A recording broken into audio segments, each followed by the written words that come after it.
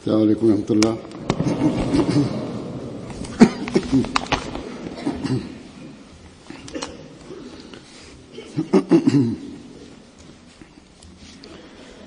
أشهد أن لا إله إلا الله وحده لا شريك له وأشهد أن محمدا عبده ورسوله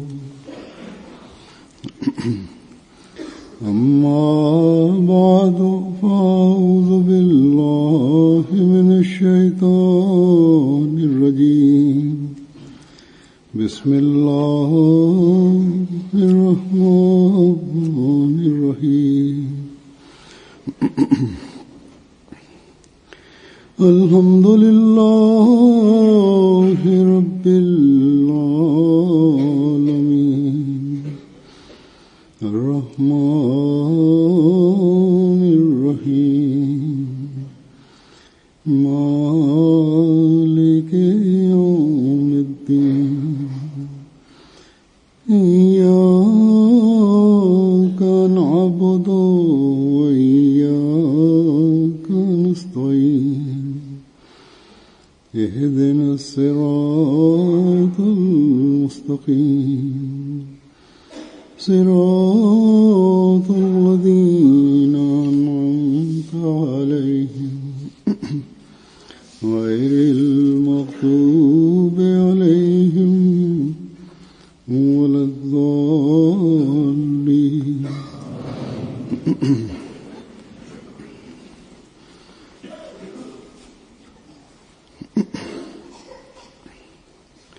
Hazreti Mesih-i Mevud Aleyhisselam bir gün kendi dostlarıyla birlikte dışarı çıktı, yürüyüşe çıktı. Yolda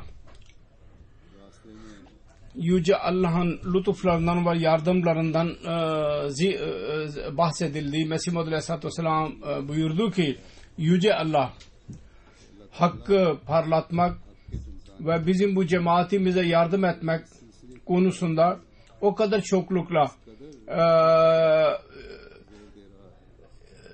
yardım etmektedir, fakat bunların gözleri açılmıyor. Buyurdu ki bir muhalif bir defa bana mektup yazdı. Sizin muhalefetinizde insanlar hiç eksiklik etmediler, fakat bir şeyin cevabını ben bilmiyorum. Bütün bu muhalefete rağmen siz daima başarılı olursunuz her konuda. Bu Allah-u Teala'nın kendisine verdiği sözler idi. Bunun neticeleri belli oldu. O zaman dahi ve yalnız o zaman değil. Aksine bugüne kadar muhalifler çaba sarf ediyorlar. Fakat bu cemaat Allah-u Teala'nın lütfuyla çoğalmaktadır. Her nerede dünyanın hangi bölgesinde olursa olsun muhalifler Ahmedilere baskı yapmak ve bunları sona erdirmek istedilerse Yüce Allah o ülkelerde, o bölgelerde Ahmedilerin fedakarlıkları, özverinin seviyesini yükseltti. Bununla kalmayıp aksine dünyanın diğer ülkelerine de bizzat öyle cemaatin ilerlemesi için öyle yollar açtı ki eğer biz yalnız çabamızla onu yapmak isteseydik asla başarıya ulaşamazdık. Onun için asla şüphe yoktur. Ahmediye cemaati Allah-u Teala'nın eliyle dikilmiş olan bir fidandır. Bu Allah-u Teala'nın sözlerine göre mutlaka çoğalacak ve ilerleyecektir. Şu anda ben Allah-u Teala'nın lütuflarının bu çağda bazı olayları vardır. Nasıl Allah-u Teala yardım ediyor, nasıl insanların kalplerini açıyor, nasıl onlara İslamiyet'in mesajı onlara ulaşıyor. Onun bazı olaylarından bahsedeceğim. Bizim Nijer'in muballigi yazıyor imamı, oradaki cemaatimizin imamı. Bir tebliğ turu esnasında biz bir patik yol üzerinden biz yürüdük ve tebliğ yaparak ilerledik. 3 gün sonra aynı yol üzerinden biz geri dönüşünde bir yer vardır, Gidaneti, bir köy vardır, oradan geçiyorduk. İnsanlar bize mani oldular ve dediler ki biz hepiniz sizi bekliyorduk, hepimiz. Hemen İmam Bey'imize gidin. Biz imamın yanına gittiğimiz zaman o bize dedi ki siz hemen biat formu bize verin. Biz hepimiz biat etmek istiyoruz. Dedi ki ben onlara söyledim. Biat için acele etmeyin dedim. İmam Bey dedi ki Yüce Allah'ın bize teselli vermiştir. Onun için artık cemaatin doğruluğu konusunda asla şüphemiz kalmamıştır. Teselli nasıl verdi Allah? Onun olayını anlattı.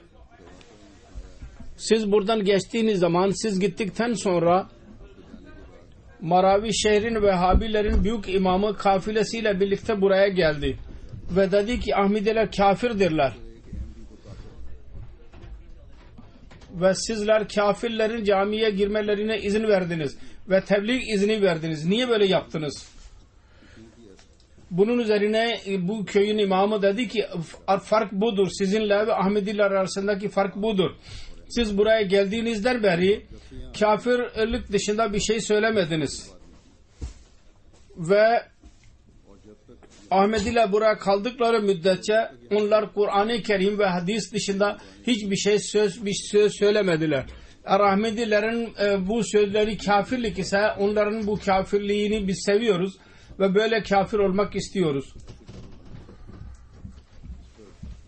Bunun üzerine Vehhabilerin mollası başarısız olarak oradan geri döndü ve köy ahalisi ısrar ettiler bizim valimize bize biat formu verin.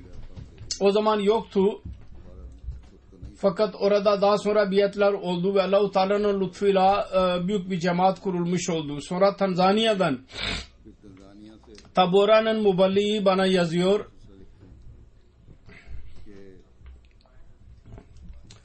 Burada büyük bir cemaat kurulmuştur. Bu cemaat Tabora şehrinden 35 kilometre mesafededir. Orada cemaatin kuruluşu bir Ahmedi Süleyman Cuma vasıtasıyla oldu. Tebliğ için oraya giderdi ve orada broşürler dağıtırdı. Bazı üyeler cemaate girdiler. Ondan sonra muallim sık sık oraya tur yaparak tebliğ yaptı. Birkaç kişi daha cemaate girdi. Ve Allah-u Teala'nın lütfuyla şimdi orada sayı çoğalmaktadır. Cemaat üyeleri fakirdirler fakat iman hissiyle doludurlar ve kendileri yardım ediyorlar ve orada küçük bir cami dahi hazırladılar ve çanda dahi vermeye başladılar. Çanda nizamına da girdiler. Aynı şekilde Mali'nin amiri yazıyor bana. Tijaniye firkasının büyük bir imamı Adam Funkara cemaatimize girdi. Biat ederken anlattı ki uzun zamandan beri cemaatin kasetlerini ve radyosunu dinliyordu. Mali'de Allah-u Teala'nın lütfuyla bizim radyo istasyonumuz vardır. FM ve 70-80 kilometreye kadar dairesi vardır ve uzun ve çok geniş bir şekilde tebliğ yapılıyor. Diyor ki onun babası merhum Adem Bey'in Ticani fırkasının büyük bir imamı idi ve o bölgenin 93 müşrik köyleri Müslüman yapmıştı. Bir gece Adem Bey rüya gördü. Babası diyor ki Ahmediyet doğru yoldur ve Ahmediyetin mesajını yaymak için çok çaba sarf edin. Yani babası diyor oğluna çaba sarf et diyor. Ondan sonra bizim muallimimiz muallimimizle görüştü ve onunla birlikte tebliğ için bir köye gittiler ve o köyün ahalisi önce müşrik idiler. Babası vasıtasıyla Müslüman olmuşlardı. O köyün imamı o zaman 87 yaşındaydı şu anda. Adem Bey'in babasının çok yakın dostuydu. Onunla görüştüğü zaman o dedi ki o radyoda tebliğ duymuştur, cemaatin tebliğini. Ahmediye cemaati doğru yoldur. Ayrıca Adem Tangara'ya nasihat etti ve dedi ki bu mesajı yaymak için çok çaba sarf etsin. Ve bu imam dahi aynı kelimeler söyledi. Babasının rüyada söylediği kelime. Yani babasının dostu vasıtasıyla aynı kelimeler kendisine söylendi. O gece tebliğ yaptı ve Allah-u Teala'nın lütfuyla 3400 biat oldu. Kişi cemaate girdi. Sonra başka bir köy Sagrala'ya gittiler tebliğ için. Orada insanlar toplandılar ve onlara tebliğ yaptı. Belli bir müddet sonra bazı insanlar kalktılar ve evden zannediyordu ki orada Ahmedi yoktur. Şöyle oldu. Bazı kimseler kalktılar ve evden Mesih Maud Aleyhisselatü Vesselam'ın ve benim Amirul Mu'mininin resmini getirdiler ve bazı broşürler getirdiler. Ve anlattılar ki siz tebliğ yapmaya başladığınız zaman biz anlattık. Bizim merhum kardeşimiz bundan bahsediyordu bu cemaat. Bu aynı cemaattir. Anlattı ki onların bir kardeşleri Gasof Ufana Bey Gana'da Ahmediye cemaatine girdi. Burkina Faso'nun Bobo Dioulasso şehrine yerleşti daha sonra. 2010 senesinde bizimle mülaki olmak için geldi ve onun elinde bu resimler vardı. Burada hastalandı ve burada vefat etti. Şimdi bugün Allah-u Teala bu cemaati bize getirmiştir ki onun tebliği bizim kardeşimiz yapardı. Ve bizim bütün köy ahalisi biat ediyoruz. O gün Allah-u Teala'nın lütfuyla 1100 kişi cemaate katıldı. Sonra Mali'nin regionunun bir muallimi yazıyor. Bir gün bizim bölgenin bir Ahmedisi Abdüsselam Tarave yakındaki köye gitti. Orada mevcut köy ahalisi dediler ki uzun zamandan beri burada yağmur yağmıyor. Eğer sizin cemaatiniz doğru cemaat ise dua edin. Yağmur yağsın. Eğer yağmur yağarsa biz anlayacağız ki gerçekten sizin cemaatiniz doğru bir cemaattir. Ve Allah-u Teala'nın yardımı sizinle birliktedir. Bunun üzerine Abdüsselam Bey nafile namaz kıldı ve ağlayarak dua etti. Ya Rabbi Mehdi'nin doğruluğu için bugün burada yağmur yağdır. Muallim orada yerel muallimdir Mali'nin ahalisinden dua etti. Mesih Maud Aleyhisselatü Vesselam'ın doğruluğunun alametini göster ya Rabbi. Diyor ki o duadan sonra orada bulutlar toplandılar ve o kadar şiddetli yağmur yağdı ki her tarafta su birikti. Bundan belli bir müddet sonra insanlar Abdüsselam'ın yanına geldiler ve anlattılar ki biz anladık. Bu cemaat gerçekten ilahi bir cemaattir, doğru bir cemaattir ve bütün köy cemaate katıldı biat ederek. Bakın nasıl Yüce Allah alametlerini gösterir. Her yerde alamet göstermek gereklidir fakat onların hayırlı fitratından dolayı Allah-u Teala istiyordu ki onlara hidayet versin. Onun için o alametler belli oldu.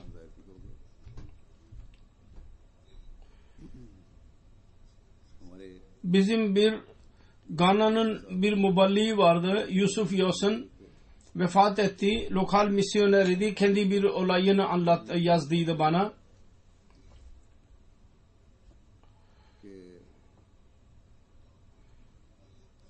Bir yerde bizim Dailallah Abdullah Bey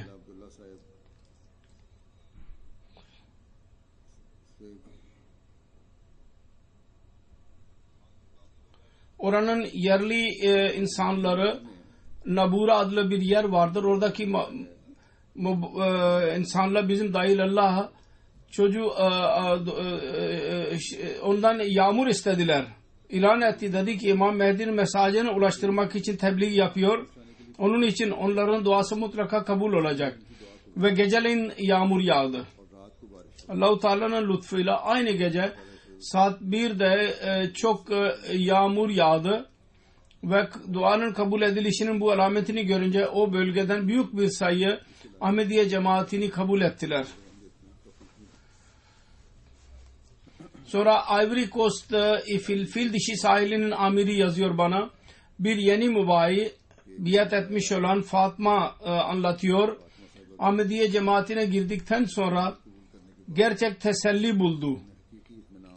Ahmediye kendisine gerçek İslamiyet ile tanıştırdı. İslamiyet ile amel etmek çok kolaylaştı.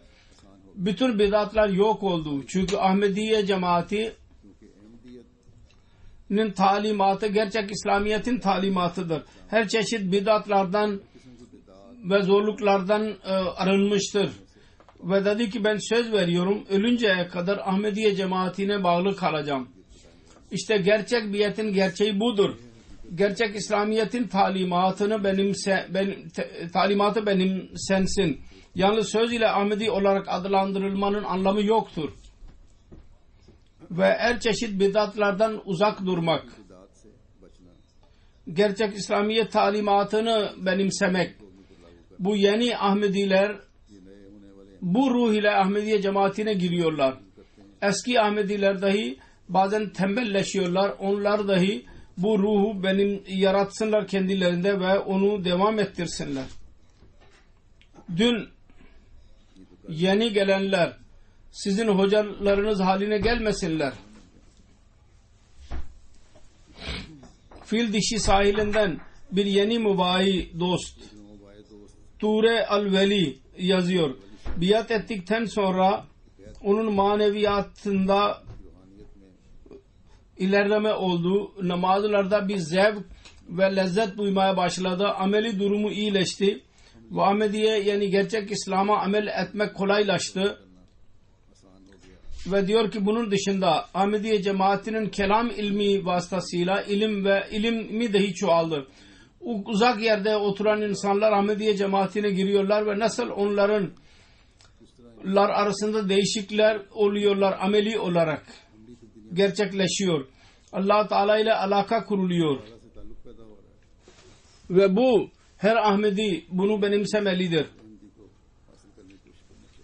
Sonra Gini Konakri'nin muballig yazıyor bana. Bir Silas adlı bir dost misyonumuza geldi. Merkezimize ve dedi ki köydeki cami yapmak için Ahmediye cemaatinden yardım istiyordu. Dedi ki ben ona dedim ki cemaati tanıttım kendisine. Hz. Mesih Maud Aleyhisselatü Vesselam'ın gelişi konusunda anlattım. Uzun bir oturuştan sonra çok memnun idi. Dedi ki siz benim gözlerimi açtınız. Dedi ki ben istiyorum ki siz benim köyüme gelin. Bu mesaj bütün insanlara ulaştırılsın. Programa göre onun köyüne gittik. Allah-u Teala'nın lütfuyla bütün köy ve yakındaki 5 köy biat ederek çevredeki 5 köy biat ederek cemaatimize katıldılar. Bu dost diyor ki ben Hz. Mesih Maud Aleyhisselatü Vesselam'ın biatine girdiğimden beri bende manevi bir değişiklik olmuştur. Daha önce ben onu hiç hissetmemiştim. Allah-u Teala'nın lütfuyla o kendi 2 çocuğunu vakfetmiştir. Bir çocuk Cami Ahmediye Sierra Leone'a gidecek ve ikincisi gelecek sene gidecek inşallah. Diyor ki ruhani bir huzur buldum ki yıllardan beri ben onu arıyordum. Benim Tingo regionun bölgesinin muballiği diyor ki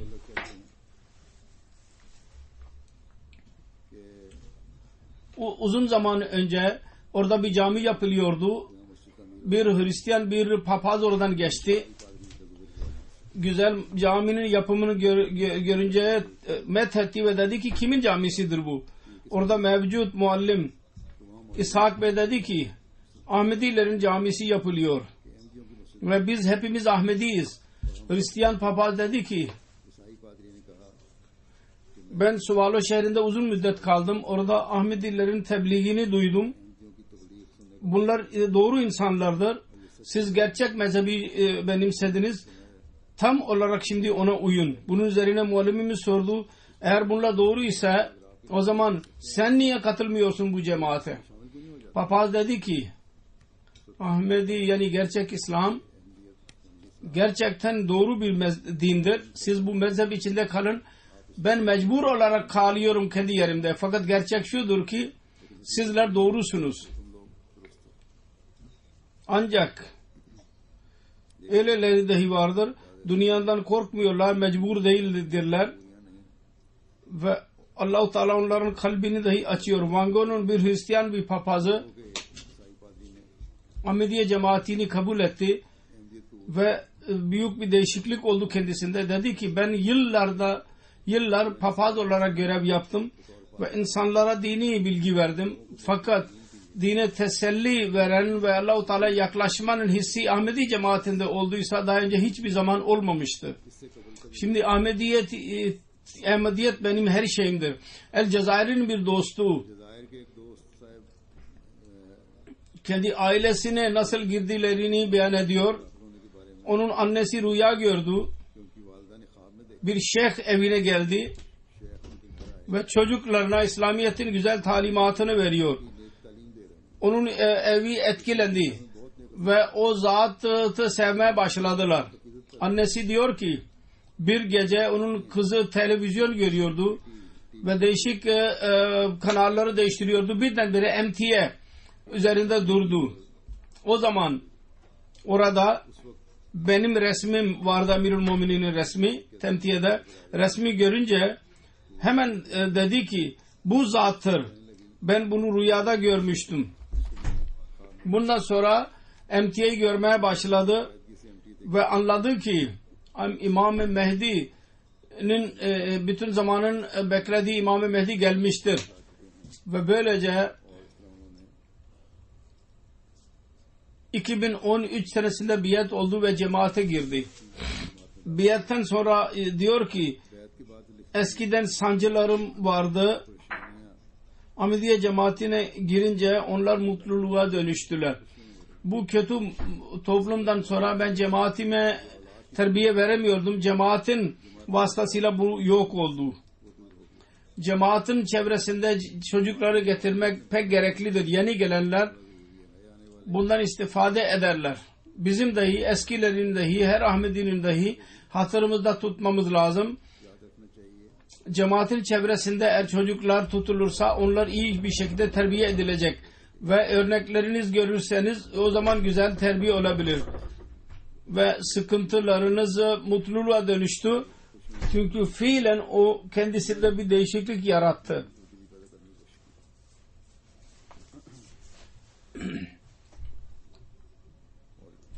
Sonra bizim Kango'nun muballiği yazıyor bana.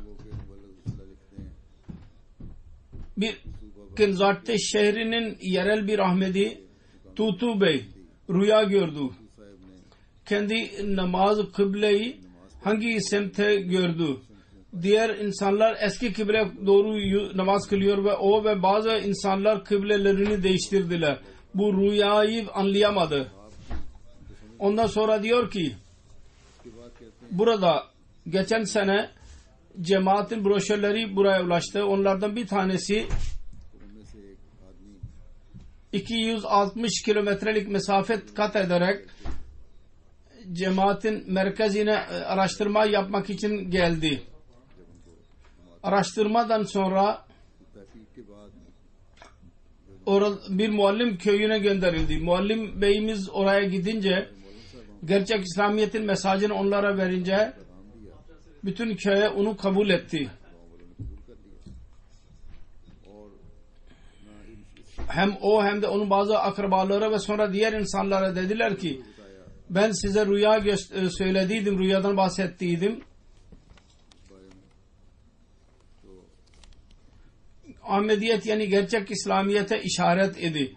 Böylece birçok insan 17 kişi cemaatimize katıldılar. Ve ondan sonra orada tebliğ kampları ve tıp kampları dahi kuruldu. oranın bir öğrenci, tıp öğrencisi cemaate giderek camimize geldi ve elhamdülillah orada cemaat çoğalmaktadır ve yeni biatlar olmaktadır. Burada kıble değiştirilmekten bahsediliyor. Kıble her Müslümanın aynısıdır. Gayri Ahmedilerin kıblesi, Ahmedilerin kıblesi aynıdır. Demek şudur ki yalnız zahiri kıble değil, yalnız kalplerin kıblesini değiştirmemiz lazım ve yalnız Allah-u Teala'nın ibadetine dikkat etmemiz lazım.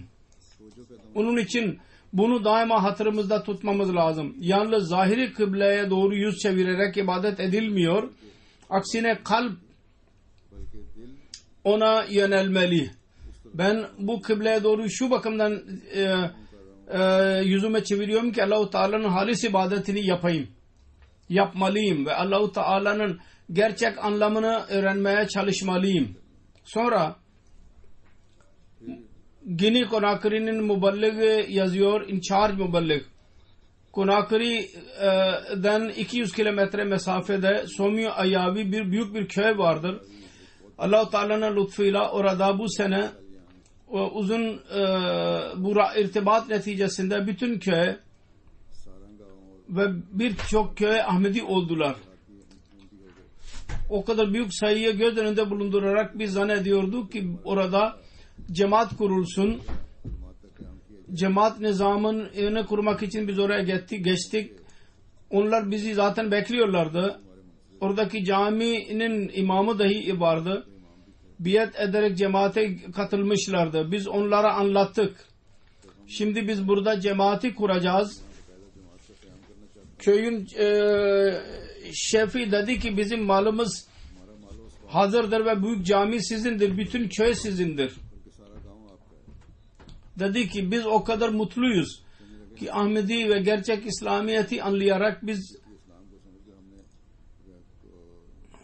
kendi hayatımızda o nimeti bulduk. Çok değerlidir bu nimet. Şimdi gözlerimiz açılmıştır ve gerçek İslamiyet'in çehresini biz gördük. Kongo'nun amiri yazıyor. Uzun bir köyde bir broşür vasıtasıyla mesajımız oraya ulaştı. Onlar e-mail vasıtasıyla cemaatimizle irtibat kurdular. Lokal muballigh Mustafa onların yanına gönderildi. Orada 3 ay kaldı ve cemaatin mesajını verdi. Yöneticilerle görüştü. Cemaatin mesajını onlara verdi. Sünni Müslümanlarla, Hristiyanlarla birkaç gün soru cevap meclisleri oldu. Allah-u Teala'nın lütfuyla orada şimdi cemaat kurulmuştur. Ve 60'dan daha fazla insan cemaate katıldılar. Bu cemaatin ihlası o kadar çoğalmıştır. Cemaatin bir üyesi 2014 Haziran senesinde jalsa için geldi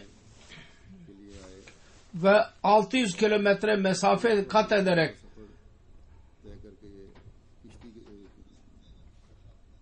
katıldı jalsaya. Şimdi burada Avrupa'da yaşayanlar, ilerlemiş insanların bilmiyorlar ki 600 kilometrelik mesafe 6 saate kat edildi diyorlar. Yol yoksa, binek yoksa orada çok zordur bu mesafe. Ve yalnız bu kadar değil. Kongo'da nehirler, akarsuların çoğunluğundan dolayı yol yoktur ve gemilerle yolculuk yapılıyor. 300 kilometre gemi vasıtasıyla yolculuk yaptı ve gelecek ve geri kalan 300 kilometreyi yayan, elinde para yoktu, kira parası. Bir dost oldu, ondan bir bisiklet aldı ve bisiklet üzerinde çok sancı verici bir yolculuk yaptı ki onu düşünmek dahi Avrupa'daki insanları sarsabilecek. Siz asla onu düşünemezsiniz. Avrupa'daki da yaşayanlar. Muballigh diyor ki eğer o bisiklete bakılırsa insan nasıl diyebilir ki bu bozuk bisiklet ile nasıl o kadar uzun mesafe kat etti. Yalnız Allah-u Teala'nın lütfudur ki yani nev mübayin imanlarını çoğaltmaktadır. O kadar. Sonra bizim bir müballiğimiz yazıyor. Lungi gününde bir köyün ahalisine tebliğ yaptık. Bunun neticesinde onlar Ahmediye cemaatini kabul etmek istediler. Fakat gayri Ahmedi bir imam Suudi Arabistan'dan geldiydi ve bölgede bir şöhrete sahipti. O insanlara giderek cemaat aleyhinde sözler sarf etti ve bundan dolayı o köydeki insanlar biat etmediler. Celsa Salana'ya davet edildiler. O imam dahi davet edildi. Celsa Salana'ya katıldılar. Bu imam bey Celsa'nın işlemlerini gördü. Celsa'nın ikinci gününde geceleyin Genci bölgesinin bazı insanlarıyla birlikte müballigin yanına geldi ve dedi ki hepsinin gözlerinin önünde ben Allah adına yemin ediyorum ki Ahmediye cemaati doğru bir cemaattir ve ben şimdi asla cemaate muhalefet etmeyeceğim. Biat etmek isteyenlere diyeceğim ki biat edin. Öyleler dahi vardır. Fıtratı iyi olan, hayırlı olan ulemalar. Yalnız insanların imanını zedeleyen mollalar değil, iyi ulemalar dahi vardır. Bizim Hafız Muhammed İtalya'dan vardır. Kababir'den neşredilen bir program MTA'de oluyor canlı. Dedi ki ben 6 aydan beri biat etmiş bulunuyorum. Bunu görünce Allah-u Teala şahidimdir. Fakat şimdiye kadar ben formu dolduramadım. Ben tek başıma kalıyorum. Benim bütün mutluluğumun sonu yoktur. Ben hakkı tanıdım. İmam Mehdi Aleyhisselam'ın doğruluğu için ben bir alametim. Şöyle ki 2008 senesinde ilk defa ben tesadüfen MTA'yı gördüm. Orada nasih ve mensuh üzerinde tartışma vardı. O zaman sizin hakkınızda yahut İmam Mehdi hakkında bir şey bilmiyordum. Program hoşuma gitti ve onu görmeye devam ettim. Ondan sonra cinlerin gerçeği Al-Habarul Mübaşir programını gördüm. O program vasıtasıyla ben bu cemaatin doğruluğunu kabul ettim. Sonra bu böyle devam etti bu silsile. Ondan sonra o 2013 senesinde diyor ki 6 ay önce Mesih Maud Aleyhisselatü Vesselam'ın kılıçtan ölmediğini görünce teselli buldu, biat etmeden duramadı ve şimdi biatimi ilan ediyorum. Sonra El Cezayir'den Abdülhakim anlatıyor. Ben 90'lık yıllarında ülkedeki dini cemaatler İslam adı altında terörizm yapıyorlardı ve insanları öldürerek onların malını yağmalıyorlardı. Böyle teröristlerin işleri böyledir. İslamiyet adına çalışan bizim gayemiz mallarımızı korumaktı. Biz İslam'dan uzak idik. Fakat dua ediyordum ben. Ya Rabbi bu durumdan bizi çıkar. Ben hayret ediyordum ki bir Müslüman ikinci Müslümanı nasıl öldürebilir? O da cihad ve İslamiyet adı altında. İmam Mehdi gelince böyle mi yapacak? İnsanları mı öldürecek? Müslüman bütün ihtilaflarına ve kafirlik fetvalarına rağmen onun eli üzerinde nasıl toplanacaklardır, birleşeceklerdir. Benim eski bir dostum Abbas Bey şimdi Ahmedi olmuştu o ana kadar ama ben onu bilmiyordum. Bir gün benimle görüştü ve değişik konularda konuştu benimle. O Kur'an-ı Kerim'in öyle tefsirini beyan etti ki ben daha önce hiç duymamıştım. Ve akla uygun idi. Kalp onu görünce mutmain oldu. O anlattı. Allah-u Teala 100 sene önce İmam Mehdi Aleyhisselam'ı Hindistan'a gönderdi Hindistan'da. Ve ona kalim ve bilgi ve marifet vererek göndermiştir ki onun vasıtasıyla çok büyük papazları dahi yenilgiye uğratmıştır. Ve şimdi biz onun cemaati aynı yoldayız. Bunu duyunca ben anladım ki Allah-u Teala benim dualarımı kabul etmiştir. Ben hemen biat formumu doldurdum ve bu sevgili cemaate katıldım. Ondan birkaç gün sonra ben rüya gördüm. Ben karanlık bir sahadayım. Bir zatı görüyorum. Benim elimi tutarak yürüyor. Biz de deniz kenarına gidiyoruz. Orada bir kayık vardır. Orada başka bir zat dahi vardır.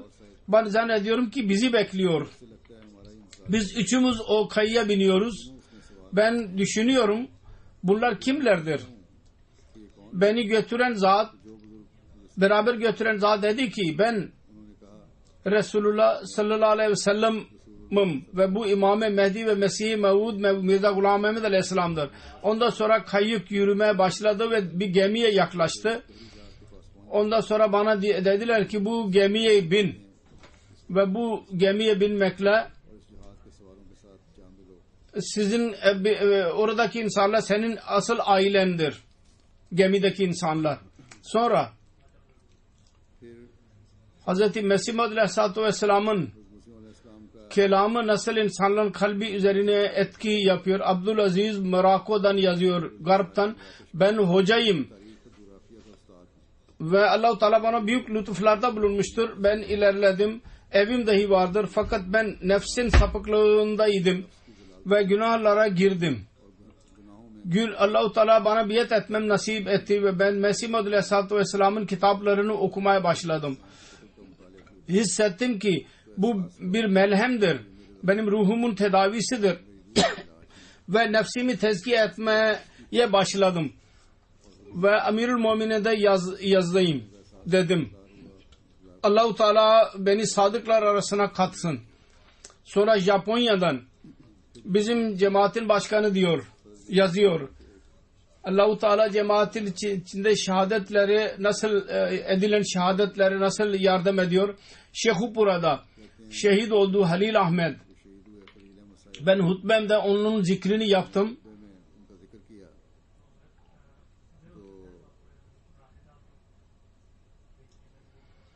Japon bir dost 6 aydan beri cemaat ile alakası vardı. Bu bakımdan ki biz ona tebliğ yapardık. Onun telefonu geldi. Ben Ahmedi olmak istiyorum. Ben onu camiye çağırdım. O biat etti. Ve o şehadetin zikrini dinleyerek ondan sonra biat etti. Allah-u Teala'nın lütfuyla cemaatimize girmiştir ve mal çandasını da vermeye başlamıştır. Yadgir'in amiri Hindistan'da yazıyor, diyor ki Yadgir şehrinin bir genci Hindu idi, Mendu ile alakasıydı, fakültede tahsil görüyordu. Bir çocuk bizimle birlikteydi. Notlar yazmak için bir defter gerekti. Bizim dostumuzun defterini aldı. Orada insanlık yaşasın, herkese nefret, hiç kimseden her kesimden nefret değil, herkesi sevelim diye yazıyordu. Bunu görünce etkilendi ve dedi ki bundan daha güzel bir mesaj olamaz bu çağda. Bu nara, bu slogan kalbi üzerinde çok etki yaptı ve daha fazla bilgi edinmek için bizim cemaatimize, merkezimize geldi ve Ahmediye cemaati konusunda bilgi edindi. Kendisine cemaatin literatürü verildi. Uzun mutaladan sonra şunu anladı: Ahmediye cemaati munazzam ve doğru bir cemaattir. Barışı sağlamak için ve insanlığa hizmet etmek için çok çaba sarf etmektedir. Cemaat konusunda birçok şey öğrendikten sonra kalbi teselli buldu ve 2014 senesinde Mart ayında biat ederek cemaatimize katıldı. Kısacası Ahmedilerin yalnız sloganları değil, ameli durumları dahi öyle olmalı. Çünkü bu da tebliğin vasıtası haline geliyor. Daha önce de söylediğim gibi onun için yalnız bu talimat anlatmakla bir şey fayda olmayacak. Gerçekten ameli görenler dahi dikkatleri çekilecek. Onun için her Ahmedi'nin büyük bir sorumluluğu vardır. Mısır'dan bir dost yazıyor. Allah adına yemin ederim sizler haklısınız. Keşke bütün dünya sizin yolunuzu benimsesin. Elhamdülillah bizim babamız biat etti. Sonra benim kardeşim, sonra annem, sonra ben Ahmedi oldum. Sonra benim amcamın oğlu ve babamın amcasının oğlu dahi biat ettiler. Sonra Bosniya'nın muballiği yazıyor. Geçen sene ben ameli ıslah konusunda hutbeler verdiydim. Onun neticesinde özellikle sabah namazı çok çoğaldı. Halbuki o ülkede hava çok soğuk oluyor. Kar yağıyor ve bazı Ahmediler 40 kilometreden yolculuk yaparak geliyorlar. Buna rağmen 10 kilometreden geliyorlar. Evleri dağ üzerindedir ve yol dahi zordur, fakat namazı geliyorlar ve dostlarını dahi getiriyorlar. Makedonya'dan bir Ahmedi dost yazıyor. Benim karımın Ahmediye cemaatine girmekler nasıl değişiklikler oluyor? Cemaate namaza dikkat, camileri doldurmak vesaire. İkincisi, başka bir örnek veriyorum. Diyor ki benim karımın asmı Rıza'dır. Almanya jalsasına katıldı. Bundan önce tesettür yapmıyordu. Diyor ki ben teşekkür ediyorum size. Lacna'ya konuşmayı dinledi. Tesettür etmeye başladı. Hicab kullanmaya başladı ve şimdi tesettüre giriyor ve Ahmediye cemaatine sımsıkı olarak bağlıdır. Ve Allah-u Teala'nın lütfuyla imanı konusunda da ilerliyor. Yeni gelenler yahut eskiden İslamiyet talimatından geri çekilmiş olan şimdi Ahmediye cemaatine girince Allah-u Teala'nın lütfuyla gerçek İslamiyeti talimatını benimsemeye çalışıyorlar. Onun için bizim kızlarımız, genç kızlarımız ve kadınlarımız dahi buna dikkat etmelidirler. İslamiyet'in buyruklarına bağlı kalın. Allah-u Teala ne buyurduysa onu yapmak gereklidir ve tesettür dahi onlardan bir tanedir. Genel çok önemli bir buyruktur bu. Kısacası bu birçok sayıdan birkaç tanedir. Ben genellikle raporlarımda bunları görüyorum. Nasıl Yüce Allah kendi alametlerini gösteriyor. Nasıl insanların rüyalar vasıtasıyla onlara yol gösteriyor. Nasıl muhaliflerin muhalefetleri Hz. Mesih Maud Aleyhisselatü Vesselam'a doğru fıtratı iyi insanları cemaate çekiyorlar. Nasıl Hristiyan papazlar da İslamiyet'in gerçekliğini kabul ediyorlar. Nasıl bilgi ve irfan konusunda Mesih Maud Aleyhisselatü Vesselam'a inanmakla insanlar çoğalıyorlar. Nasıl ameli durumlarının iyiliği konusunda dikkat çekiliyor. Onun için bütün bunlar bir insanın çabası neticesinde midir? Hayır. Aksine şüphesiz bu sözler Mesih Maud Aleyhisselatü Vesselam'ın lehinde Allah-u Teala'nın yardımını gösteriyorlar. Hz. Mesih Maud Aleyhisselatü Vesselam'ın doğruluğunun kanıtıdır. Hz. Resulullah sallallahu aleyhi ve sellem'in önceden verdiği gaybi habere göre ahir zamanda gelen imamın doğruluğunu ispat ederek Hz. Resulullah sallallahu aleyhi ve sellem'in getirdiği dininin üstünlüğünü ispat ediyor bu olaylar. Yüce Allah'ın gerçek dinini arayanlara yol göstererek bugün dahi Allah-u Teala'nın varlığını anlatıyorlar insanlara. Allah nerededir, Allah var mı yok mu diye araştırıyorlar. Hayırlı insanlar, fıtratı iyi olanlar anlatıyorlar ki Allah vardır. Ama ne kadar yazıktır ki bazı insanlar Hz. Resulullah sallallahu aleyhi ve sellem'in gaybi haberlerine göre Müslüman olduklarını da etmelerinden dolayı ona inanmıyorlar. Sözde ulemaların sözlerine girerek doğruluğu kabul etmekten geri duruyorlar. Bir Hristiyan dini olmayan birisi, bir Hindu dahi bunu anlayabiliyor. Bu alametler İslamiyet'in gerçek olduğunu ve Resulullah sallallahu aleyhi ve sellem'in son peygamber olduğunun delilidir. Fakat Müslüman olarak Allah-u Teala'yı rehber tutacağına, ondan hidayet bulacağına ulemalara soruyorlar. Bunların insanların çoğu ki onlar hakkında Hz. Resulullah sallallahu aleyhi ve sellem bizzat söylediydi. Bu çağın fitnesinin temeli bunlar olacak, bu ulemalar. Onun için yeni gelenlerin olaylarını dinleyerek bizim ve onların imanlarının çoğalması konusunda dua etmeliyiz. Onun için ümmeti Muhammed için dahi dua etmeliyiz. Allah-u Teala onlara akıl versin ve bu zamanın imamını kabul ederek kendi dünyalarını ve akıbetlerini, ahiretlerini süsleyebilsinler. Şu anda ümmeti Muhammed'in durumu merhamet edilmeye değerdir. Liderler insanlara zulüm ediyorlar. İnsanlar insaf ve rehberlik olmayışı neticesinde liderler elinde çarpışıyorlar. Her bencellik bir insan lider olarak onların önüne çıkıyor. Değişik fırkalar birbirlerini öldürmeye başlamışlardır. Önce Şii Sünni fesatları olurdu. Hükümetler kontrol ederek huzuru sağlıyorlardı. Şimdi hükümetler dahi fırka savaşına girdiler.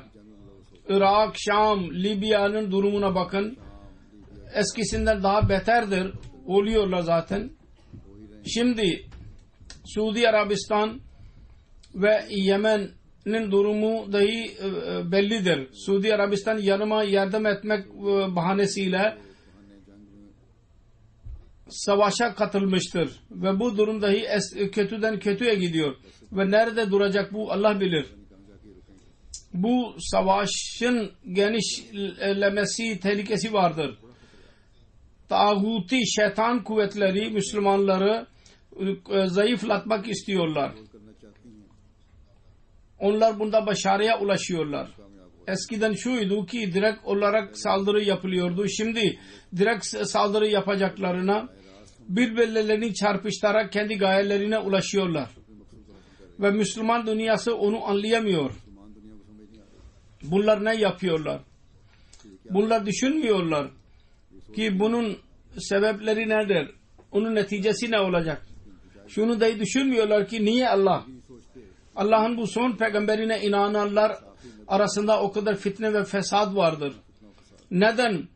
İlerlemesinin zirvesini görünce hemen bütün Müslümanlar düşüşe girmeye başlamışlardı. Bu zevalden korunmak için ve tekrar ilerlemenin bir tek yolu vardır. O da şu ki Allah-u Teala bize onu söylemiştir.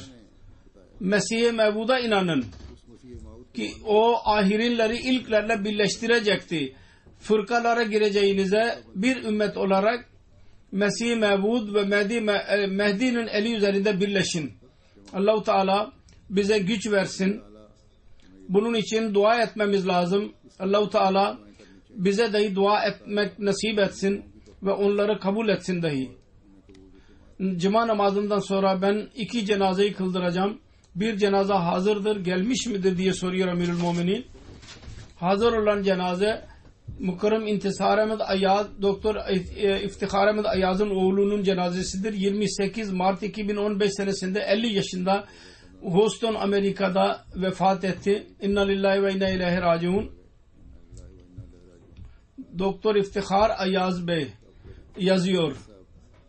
İntisar Tanzanya'da doğdu.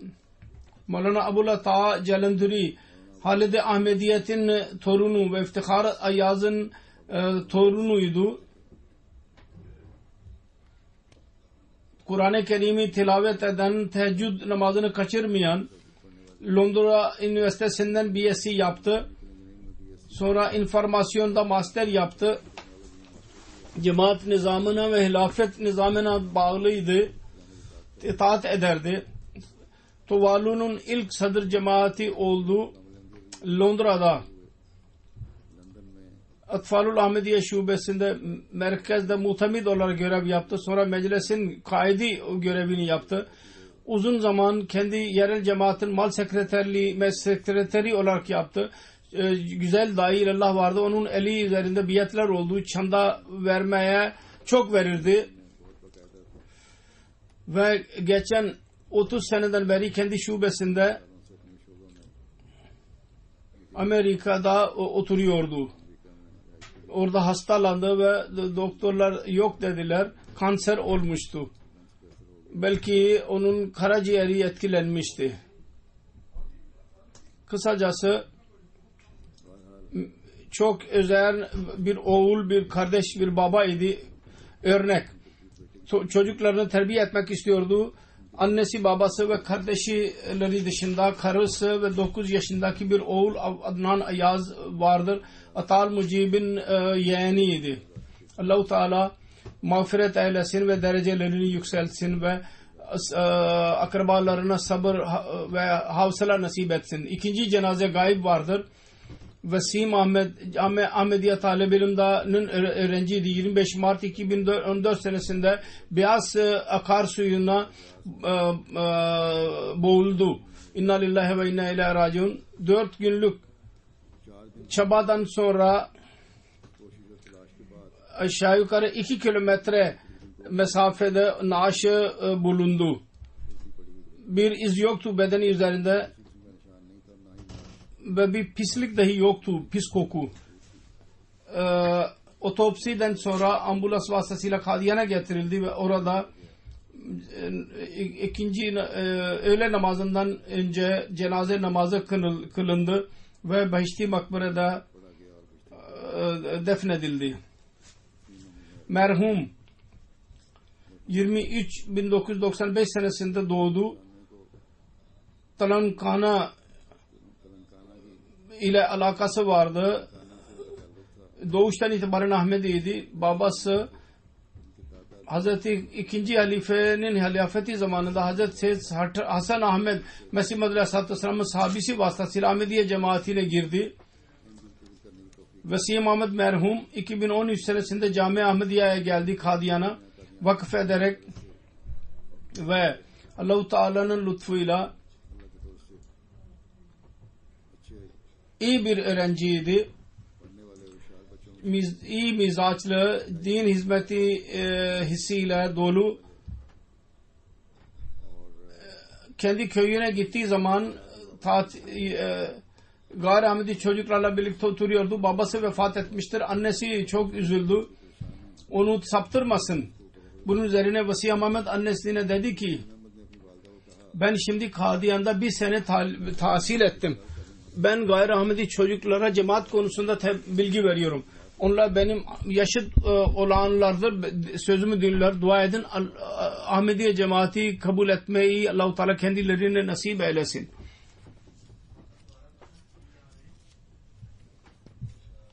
Daima öğrenciler diyorlar ki biz gördük. Teheccüd namazı için onu uyandırma zaman önceden teheccüd kılıyordu. Daima gülümsüyordu. Merhum annesini Amtur Rakib çok zayıftır ve hastadır ve 2 büyük abisi ve bırakmıştır, terk etmiştir. Onlardan bir tanesi vakfe zindegidir. Muallim olarak görev yapmaktadır. Ve 2 kız kardeşi vardır. Allah-u Teala merhumun derecelerini yükseltsin ve annesine ve diğer akrabalarına havsala versin, sabır versin.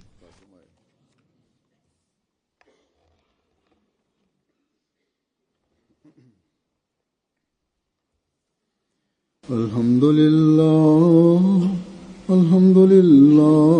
nahmaduhu ve nestainuhu ve nestağfiruhu ve nu'minu bihi ve netevekkalu aleyh. ونعوذ بالله من شرور أنفسنا ومن سيئات أعمالنا من يهده الله فلا مضل له ومن يضلل فلا هادي له ونشهد أن لا إله إلا الله ونشهد أن محمدا عبده ورسوله عباد الله رحمكم الله إن الله يأمر بالعدل والإحسان وإيتاء ذي القربى وينهى عن الفحشاء والمنكر والبغي يعظكم لعلكم تذكرون اذكروا الله يذكركم وادعوه يستجب لكم ولذكر الله أكبر.